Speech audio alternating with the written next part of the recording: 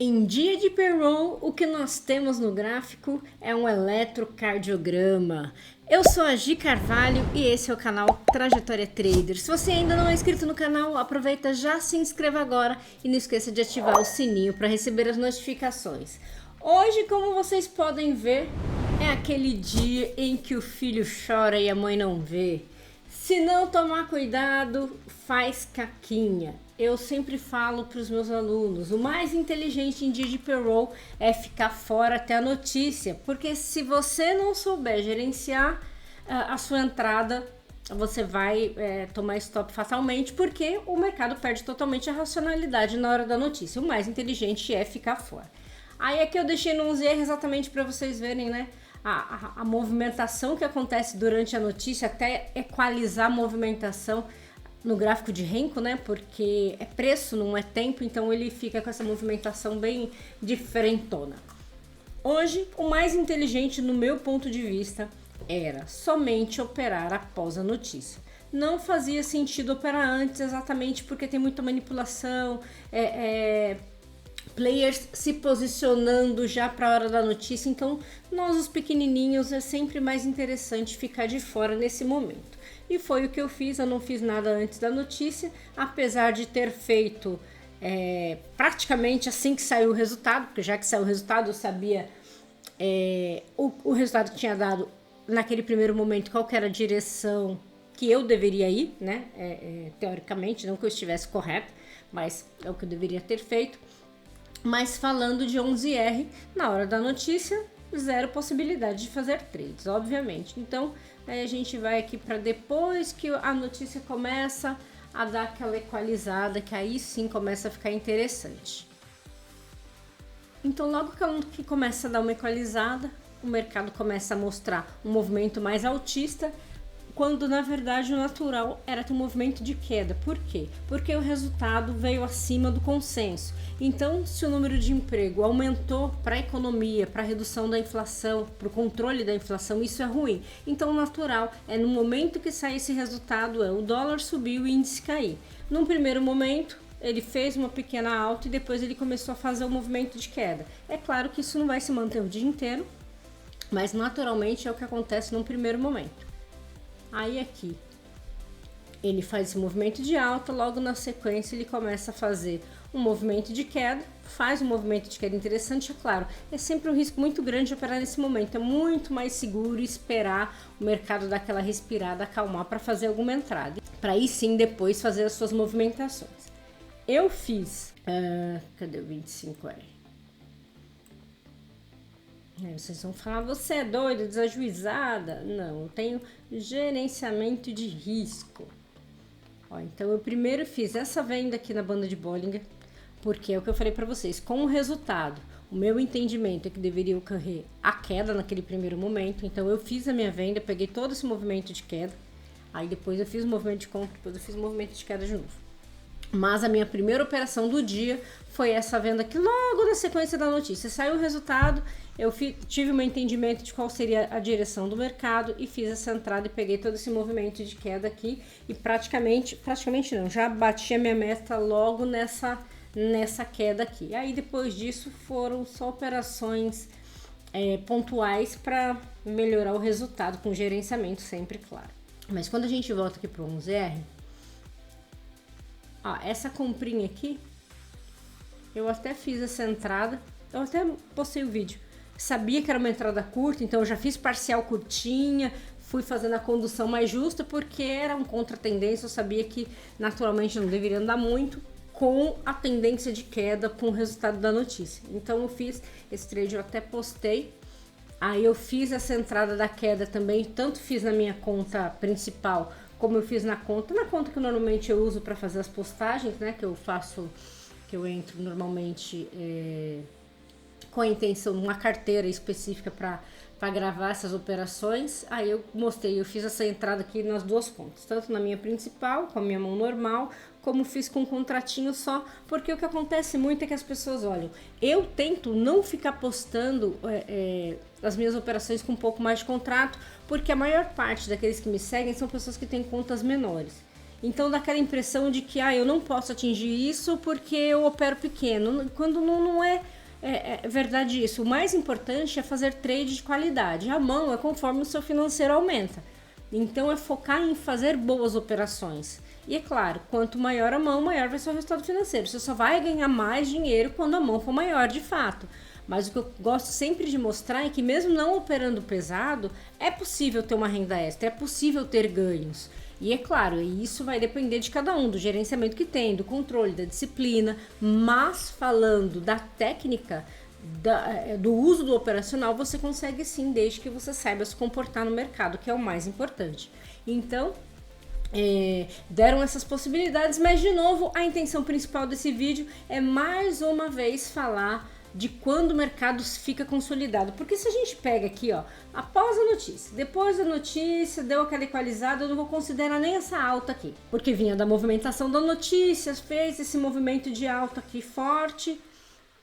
Quem tivesse entrado não teria sido estopado, mas vamos considerar que ainda não tinha equalizado, ainda estava movimentando forte, de fato estava. Depois disso, se a gente para analisar, é o que eu falo, basta fazer análise da movimentação para você ter a possibilidade de fazer bons trades ou não.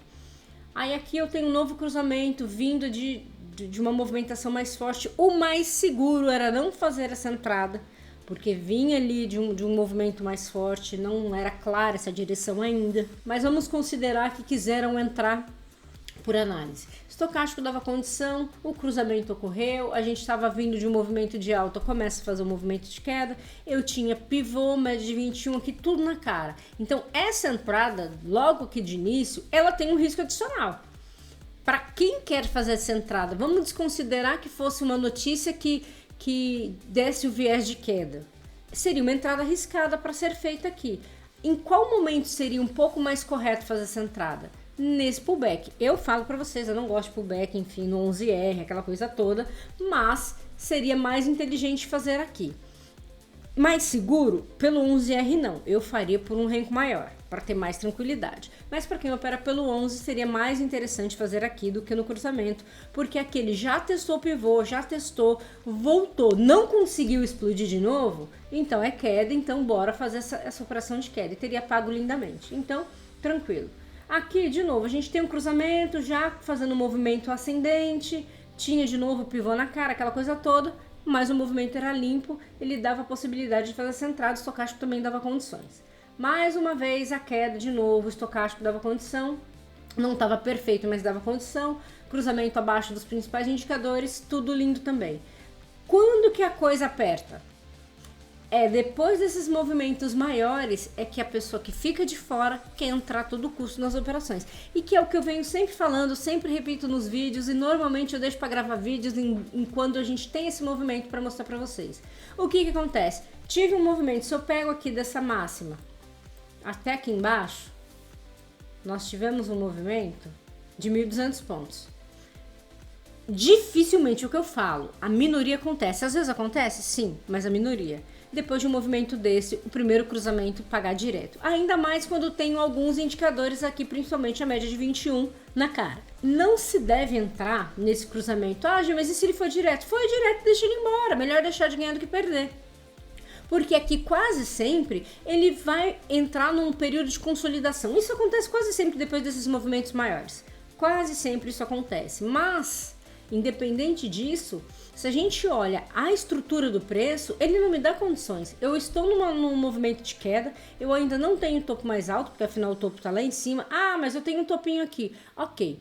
Se você então quiser considerar esse topinho, eu tenho que ter o rompimento dele. Ok, eu tive o rompimento dele. Só que eu tenho que fazer com que ele suba, ele desça novamente para fazer um fundo mais alto que esse fundo anterior, de preferência na região desse topo para voltar a subir. Isso não aconteceu. Ele bate na média de 21, ele volta. Então eu poderia entrar nesse cruzamento de queda? Não, lembra que já caiu 1.200 pontos? A chance dele fazer mais um movimento forte de queda é menor? Então o que a gente tem que fazer? Esperar o mercado decidir de fato para que lado ele vai. Se ele vai realmente continuar caindo ou se ele vai reverter. Aqui eu tenho algumas possibilidades. E o que eu tenho que entender é a forma mais inteligente é esperar esse movimento acontecer para depois fazer a minha entrada. Ah, mas eu vou entrar atrasado. Sim, mas você vai entrar sabendo para onde que o mercado está indo. As suas chances aumentam consideravelmente. Então aqui, né, eu tenho um movimento de queda. Aí ele teve esse topinho aqui que eu acho muito baixo para ser considerado, mas vamos considerar. Ele teve o rompimento do topo. Ok. O movimento correto para ele fazer era vir até aqui e voltar a subir. Ele não fez esse movimento, então não estou liberada ainda para fazer compras. Eu até postei para os alunos qual que seria o movimento correto. Ele romper a média de 21, né? Ele romper, testar a média de 21, não conseguir e continuar subindo. Esse é o melhor momento para fazer a entrada. E foi o momento que eu fiz a minha entrada. Só que o agravante aqui era que já estava muito perto do pivô. Então eu entrei novamente sabendo que ia ser um trade provavelmente mais curto. Fiz duas parciais com 200 pontos. E antes de chegar no pivô, na verdade eu fiz duas parciais. Uma com 200 pontos, a outra eu deixei para sair perto do pivô. Ele nem chegou aí no pivô e voltou e já me tirou. Mas me tirou com gain. E eu sabia que a chance de bater no pivô e voltar era grande, por isso que eu coloquei minha última saída lá, mas ele não pegou minha última saída. Então, o que acontece? É que eu não tenho uma estrutura de alta ainda já para fazer essas entradas de compra. Da mesma forma que aquilo que eu falei. Ah, mas a tendência de queda, então não posso continuar vendendo? Lembra? Caiu já 1.200 pontos. Então, o ideal aqui é eu esperar essa queda, romper esse fundo, pensando em vendas, romper, voltar na média de 21, não conseguir subir e voltar a cair. Aí sim eu voltaria a fazer vendas, mas não aconteceu. Então eu não faço venda enquanto não acontece isso e eu não faço compra enquanto não acontece isso. Eu espero para ver o que vai acontecer dessas duas opções. E o que aconteceu? A compra, que foi o que eu falei. Ele testou, né? Ele testou aqui a média de 21, passou, voltou nela. Quando ele voltou nela, ele não teve força para romper e voltou a subir. Eu fiz a minha entrada, mas ele andou muito pouco. Da minha entrada, ele andou só 240 pontos, pegou minha parcial, pegou a primeira parcial de 100, pegou a parcial de 200 e a última ele não pegou, ele voltou e me tirou. Então, a gente sempre tem que ter esse cuidado. Não adianta querer ficar operando cruzamento nesse momento que está nesse lenga-lenga. Aqui, mesmo estando na estrutura de queda, como ele já caiu muito, não é seguro eu já fazer essa venda. Então, eu tenho que esperar essa confirmação. Tanto a confirmação para venda, como a confirmação para compra. Confirmou a compra, eu fiz a minha compra, apesar de ter andado muito pouco. Eu sabia que não ia andar muito, porque tinha o pivô. E saí da operação. E depois disso, totalmente consolidado, não dava para fazer nada. Ah, eu poderia ter vendido aqui? Não. Por quê? Porque aqui ele já estava no movimento ascendente. Quando ele cruza, ele está vindo de movimento ascendente. Então, não seria interessante fazer a venda no cruzamento. Ah, e quando ele subiu aqui, não rompeu e reverteu, poderia vender? Aqui sim, poderia vender. Lembra, nós saímos da consolidação aqui, agora nós não estamos consolidados. Então, cruzamento eu não entro, ele faz esse teste, supera e volta, eu posso vender. Andou pouquinho, né? Andou só 200 pontos, ou 100, 200 pontos e já voltou. E a partir disso, ele mostra novamente que ele está consolidado, não adianta fazer mais nada, porque operar cruzamento sem tendência não adianta. E outra, né? Sexta-feira já tinha, quem fez, não adianta ficar caçando. Então, é sempre interessante isso que eu falo para vocês.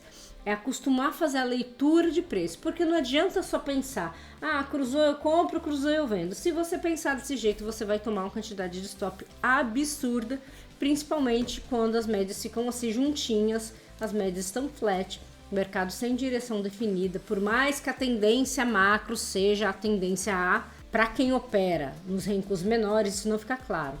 Ah, de como que eu consigo ver claramente que já está numa estrutura de alta, que não está consolidado? Você vai ter que ir para os riscos maiores. Se você coloca aqui no 20R, você enxerga quando ele está começando a entrar na tendência de alta. Só que qual que é o problema? Aquilo que eu falei, a hora que ele... Aqui, olha como fica claro a gente perceber que ele já está fazendo um movimento ascendente. Exatamente aquilo que eu falei lá no curto, no longo a gente consegue ver isso de forma mais clara. Eu tinha um movimento descendente e um topo aqui. Ele fez um fundo mais alto, rompeu esse topo, passou a média de 21. Então, a partir daqui, eu já tenho uma estrutura de alta. Se a gente fosse falar de cruzamento, quando acontece o cruzamento no 20R, eu tô na cara do pivô. Então, não tem segurança nenhuma fazer a entrada. Só que, nesse momento, a gente já consegue enxergar que agora a estrutura é de alta. Então, às vezes, vocês ficam se matando em olhar lá no 11R, então é muito mais fácil olhar isso nos rencos maiores. Vai ficar mais fácil para enxergar esse movimento. Enquanto lá você tem aquele zilhão de movimento para cima e para baixo que te confunde, aqui nos rencos maiores isso fica super claro. Então, é mais ou menos assim. Já fez esse movimento ascendente? Rompeu o topo? Passou a média de 21, agora eu passo a ter uma estrutura de alta. Não significa que você pode comprar a partir daí. Aí você passa a analisar para ver se é interessante fazer a compra ou não. Aquilo que eu falei, aqui já estava muito perto do pivô, eu fiz a minha entrada pelo curto, rompeu, fez tudo que tinha que fazer, andou 240 pontos só e já voltou. Então eu sabia que eu ia sair antes do pivô, me preparei para esse trade menor. E depois disso não dava mais entrada. Então aí vocês conseguem enxergar isso. Certo? Era isso que eu queria falar para vocês. Lembre que eu tô com a inscrição da mentoria aberta. Quem tiver interesse, tem o link na descrição desse vídeo para fazer parte da próxima turma, que vai acontecer no dia 29 e 30 de julho. As inscrições ficarão abertas até o dia 22. E qualquer dúvida que você tenha, pode me chamar no Instagram, no direct lá, que eu respondo para esclarecer qualquer dúvida que você tenha. E se você ainda não é inscrito no canal, aproveita. Se inscreva, deixa seu like aí no vídeo, qualquer dúvida que você tiver, deixa aí no comentário. Certo, gente? É isso, um grande abraço e até o próximo vídeo.